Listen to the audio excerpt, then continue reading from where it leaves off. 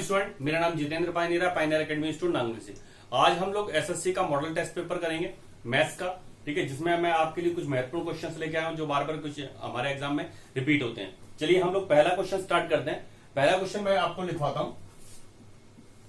First question है, एक व्यापारी अंकित मूल्य पर, ठीक है, मार्क प्राइस पर 15% का एक बट्टा देता है, ठीक है, डिस्काउंट देता है। वह अपने माल का मूल्य लागत मूल्य से कितने अधिक पर अंकित करे ताकि उसे 19% का लाभ हो, 19% का प्रॉफिट हो। मैं एक बार क्वेश्चन दोबारा समझा देता हूं। कहता भाई एक व्यापारी बिजनेसमैन है, वो अंकित मूल्य पर 15% का बट्टा देता है, ठीक है, जो भी मार्क प्राइस होगा उस पर 15% का डिस्काउंट देगा। यदि वह 19% का लाभ कमाना चाहता है तो बताइए कॉस्ट प्राइस से मार्क प्राइस कितना परसेंट अधिक होना चाहिए। समझ रहे बात? चलिए हम लोग इस क्वेश्चन को स्टार्ट करते हैं।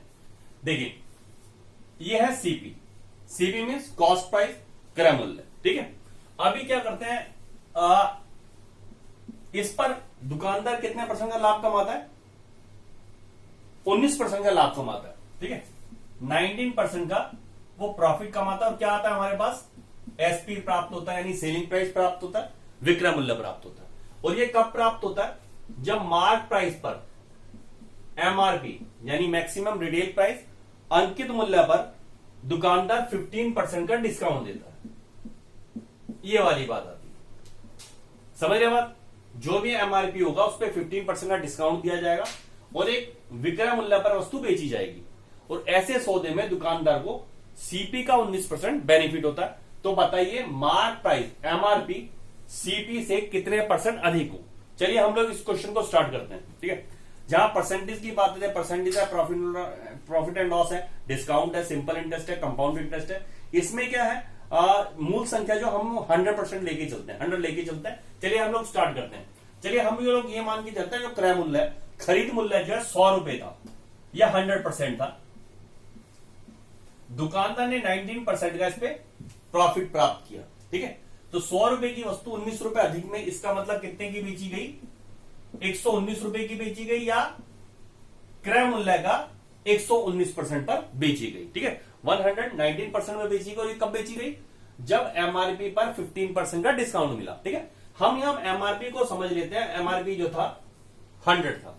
अब जब 15% का डिस्काउंट मिल चुका है तो वस्तु कितने के बेची जा रही है? 85% पर बेची जा रही है। किसका? एक 85% विक्रय मूल्य का। तो विक्रय मूल्य का, सॉरी, एमआरपी का यानी अंकित मूल्य का 85% इक्वल टू 119 है, ठीक है। तो अब देखिए हम लोग इसको सॉल्व करते हैं। 85% ऑफ एमआरपी इज 119, 1% की वैल्यू ये और 100% की वैल्यू ये। 100% कौन सा निकाल रहे हैं हम लोग? हम एमआरपी निकाल रहे हैं। चलिए हम लोग इसको स्टार्ट करते हैं। 17 पंजे 85, 17 सत्ते 119, ठीक है। और 5 दूनी 10, 17 दूनी 34, ठीक है। एक बार दोबारा लेके चलते हैं। 17 पंजे 85, 17 सत्ते 119 और 7 दूनी 14, ये आ गया हमारा 140, ठीक है। 140 ये क्या है हमारा? ये आया हमारा बच्चों 140 रुपए क्या आया? एमआरपी आया, ठीक है। तो जहां हमने सीपी 100 माना था और एमआरपी 140 आया, तो एमआरपी यहां पे लिख देता हूं मैं। सीपी 100 माना था हमने और एमआरपी हमारे पास आया 140।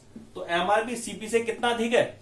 एमआरपी सीपी से 40% अधिक है। तो ये हमारा आंसर आता है, ठीक है। एक बार मैं वो दोबारा इसको क्वेश्चन को बता दें। क्वेश्चन क्या था? कहता भाई एक दुकानदार 19% का लाभ कमाना चाहता है। कब? जब एमआरपी पर 15% का डिस्काउंट मिले। तो बताइए एमआरपी सीपी से कितना अधिक है, ठीक है। हमने बताया, अभी देखो, चलो हम लोग इसको सॉल्व करते, कहते हैं सिद्ध करो। सिद्ध कैसे करते हैं, ठीक है। 140 रुपए किसी वस्तु का प्राइस था, इसका 15% डिस्काउंट मिला, ठीक है। जब 15% डिस्काउंट मिला तो वस्तु कितने की बेच दी गई? 119 रुपए की। तो 100 रुपए की वस्तु 119 की बेची जा रही है, तो लाभ प्रतिशत क्या हो गया? 19% हो गया। चलिए बच्चों नेक्स्ट क्वेश्चन हम लोग स्टार्ट करते हैं। इसको हटा देते हैं एक बार।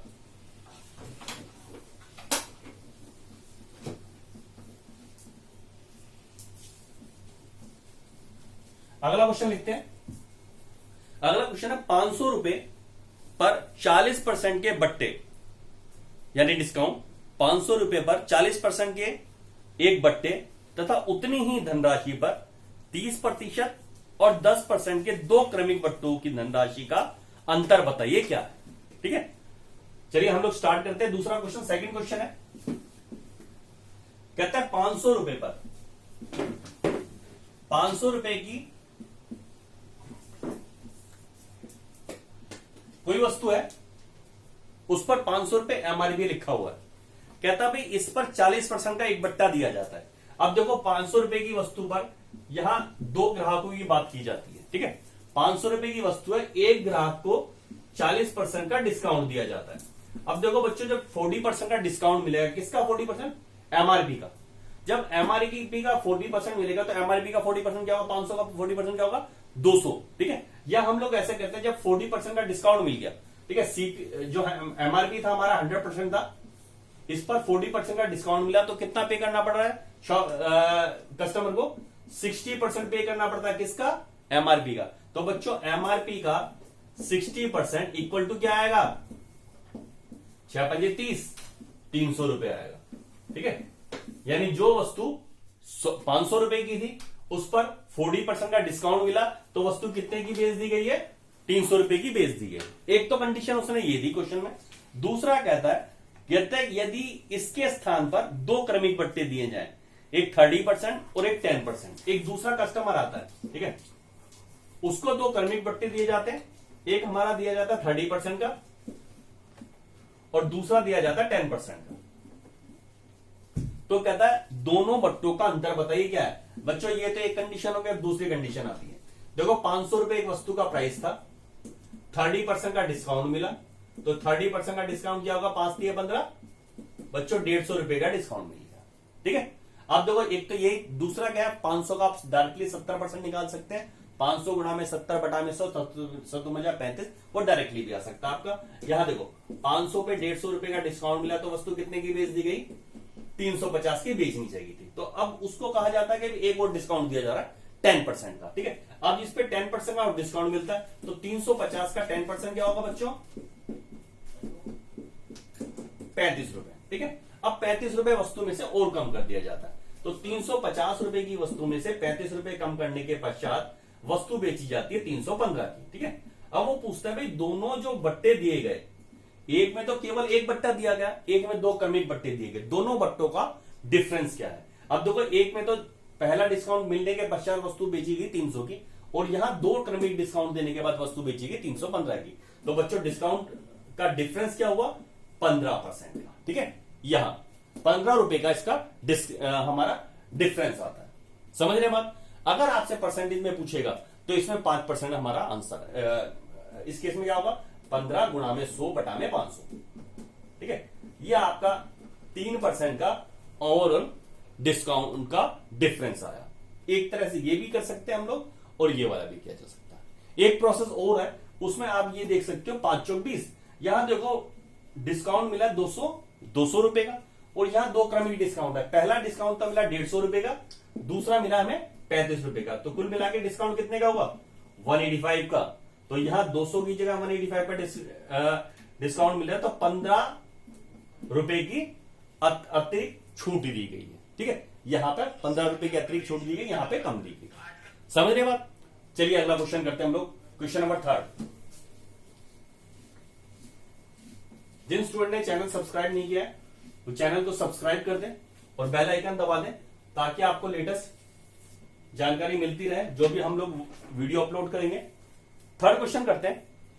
यदि ए और बी, थर्ड क्वेश्चन लिखते हैं, यदि ए अनुपात बी इक्वल टू 3:2 है तथा बी अनुपात सी इक्वल टू 3:4 है, तो बताइए ए अनुपात सी की वैल्यू क्या होगी। ये बच्चों दो क्वेश्चन जो है दो तरह से आता है। ठीक है, पहले ये वाला तरीका मैं आपको बताता हूं। अभी देखो ए अनुपात बी की वैल्यू बताइए 3:2 और बी अनुपात सी की वैल्यू 3:4। आपसे पूछा गया ए अनुपात सी की वैल्यू क्या होगी। चलिए हम लोग स्टार्ट करते हैं। देखिए रेशो का अर्थ क्या होता है? फ्रैक्शन, बट्टा होता है। मान लीजिए 3:2 है, इसको आप 3/2 में लिख सकते हैं। 4/5 है, इसको आप 4:5 में लिख सकते हैं, दोनों में कोई अंतर नहीं है। ठीक है, अभी यहां a अनुपात b की बारी आई है। अभी देखिए मैं यहां पे लिखता हूं a अनुपात b इक्वल टू इसकी है, ठीक है, और b अनुपात c इक्वल टू है। अब देखो b से b कट गया तो यहां a/c बच गया, इसका मतलब a:c हमें प्राप्त हो जाता है। समझ रहे बात?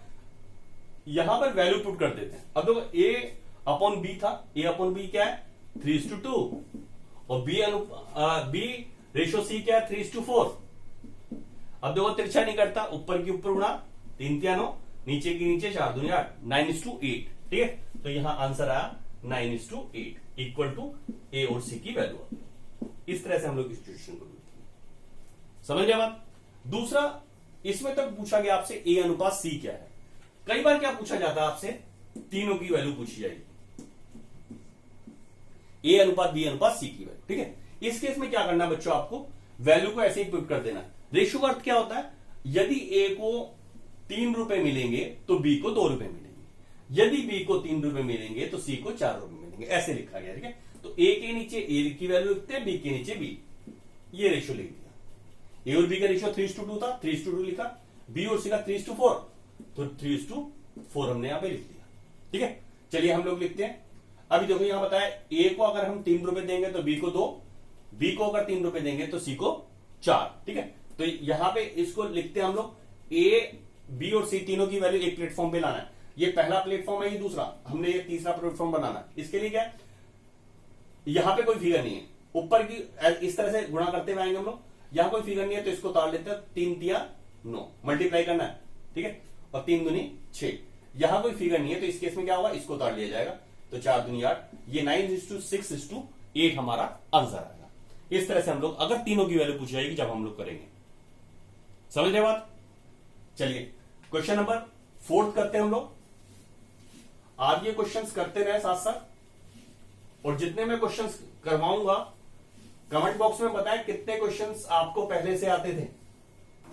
ठीक है, चलिए क्वेश्चन नंबर 4 करते हैं हम लोग।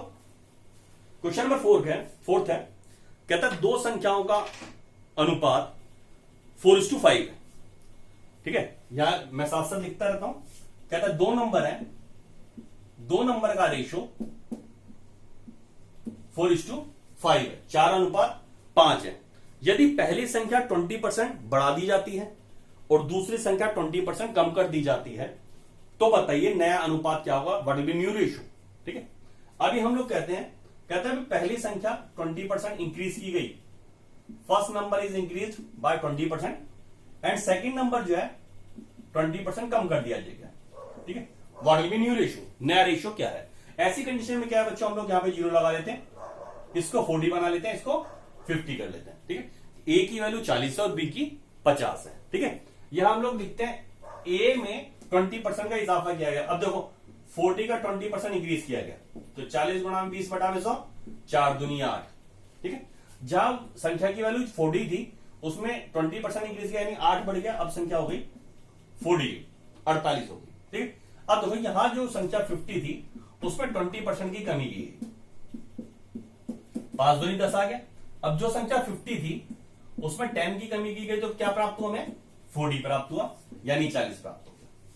समझ गए बात? अब देखो बच्चों रेशियो क्या होगा, किस पे करता है कि 8 से कट जाता है, 8 6 48 और 8 5 40। ये बच्चों नया रेशियो होगा ए और बी का, दोनों संख्याओं का न्यू रेशियो होगा 6:5। समझ रहे बात? ठीक है, यहां हम डायरेक्टली भी कर सकते हैं। देखो 20% इंक्रीज हुआ तो जो नंबर पहले 100% है 20% इंक्रीज हो गया, कितना हो गया, 120% हो गया, 120%। इसका फाइंड आउट कर लेते हैं, 40 गुणा में 20/100, 12 चौक 48, डायरेक्टली आ गया। अब देखो यहां 20% कम हुआ, जब किसी संख्या को 20% डिक्रीज किया जाता है तो उसकी वैल्यू घटकर कितनी रहती है, 80% आ जाती है। तो 50 का 80% आप डायरेक्टली निकाल सकते हैं, 50 इंटू 80 डिवाइडेड बाय 100, तो 8 5 40, ये डायरेक्टली आ गया। तो इस तरह से भी आप कर सकते हैं। समझ रहे बात? चलिए हम लोग क्वेश्चन नंबर 5 करते हैं।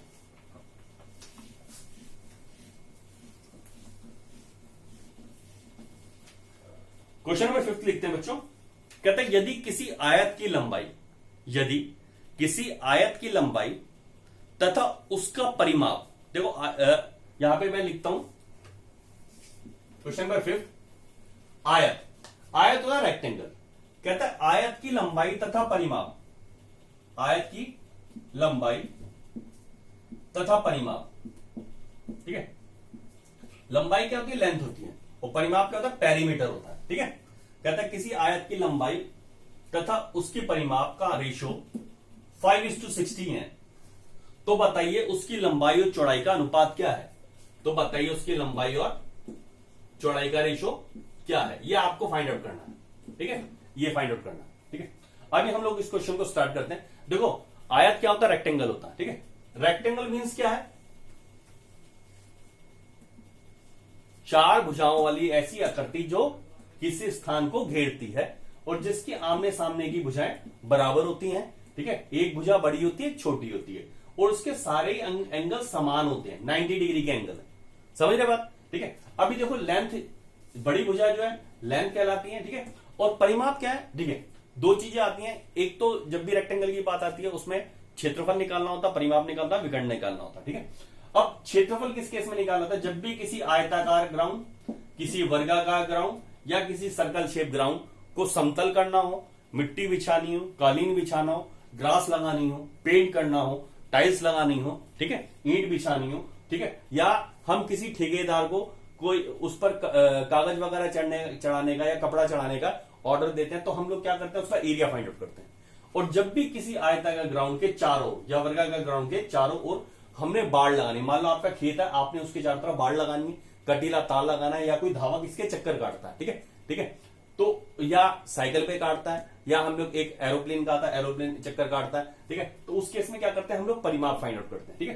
तो रेक्टेंगल होगा तब भी परिमाप निकालना है, वर्ग यानी स्क्वायर होगा तब भी परिमाप निकालना है, और जब सर्कल का केस होता है, जब हमें परिधि निकालनी होती है, सर्कमफ्रेंस निकालना होता है, तो अभी परिमाप की बात कर रहा है, ठीक है। अब इसके साथ साथ में क्वेश्चन आपको कराता रहता हूं, क्षेत्रफल के केस में क्या होता है, L × B होता है, ठीक है, लेंथ इंटू ब्रेथ, ये होता है हमारा लंबाई गुणा में चौड़ाई। और परिमाप का क्या केस कहता है, ठीक है, चारों भुजाओं का योगफल होता है, ठीक है। तो यहां 2 बार तो लंबाई है और 2 बार चौड़ाई है, ठीक है, तो 2 टाइम्स L और 2 टाइम्स B, ठीक है। 2 इसमें कॉमन ले लिया जाता है, अंदर घटकर रह जाता है, हमारे पास क्या रह जाता है, L प्लस में भी, तो ये फार्मूला बन जाता है इसका, ठीक है। चलिए हम लोग स्टार्ट करते हैं, ठीक है। कहता है आयत की जो लंबाई है वो 5 है, ठीक है। अब परिमाप ये बताता है, अब देखो लंबाई तो इतनी रहेगी, ठीक है, परिमाप क्या है, परिमाप है 2L + B, ये मैं इसको यहीं सॉल्व करता जाऊंगा, ठीक है। अब देखो 2 है, 2 से इसको काट देते हैं हम लोग, या इसको अलग से लेते हैं, एक बार यही लिखते हैं 2L + B इक्वल टू हमारा कितना आ रहा है, 16 आ रहा है, ठीक है। तो L + B बच्चों क्या होगा, जो मल्टीप्लाई है, इसके बीच में कोई साइन, इसका मतलब मल्टीप्लाई है, मल्टीप्लाई चेंज इनटू डिवाइडेड, 2 से डिवाइड करा तो ये बच्चों आया 8। ये 8 क्या है, L + B है, समझ रहे बात, ठीक है। तो L + B इक्वल टू आ रहा आपका 8, तो लंबाई कितनी बताइए इसे, 5 बताइए, तो 5 + B equal to 8, then B equal to क्या होगा, प्लस चेंज इनटू माइनस, इसमें माइनस हो जाता है, तो ये घटकर कितना रहता है बच्चों, 3, तो B इक्वल टू कितना आया, 3। मैं यहां पे बता देता हूं आपको एक बार दोबारा करके, ठीक है।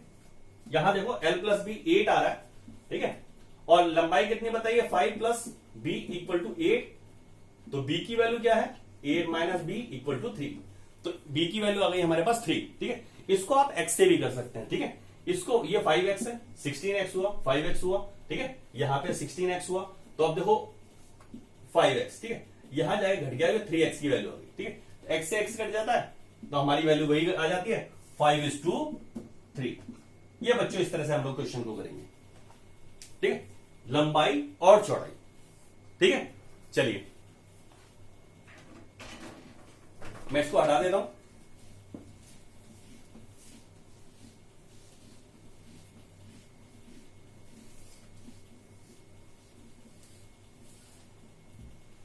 चलिए स्टूडेंट, नेक्स्ट वीडियो के लिए आप देखते रहें, चैनल को सब्सक्राइब करें, थैंक्स।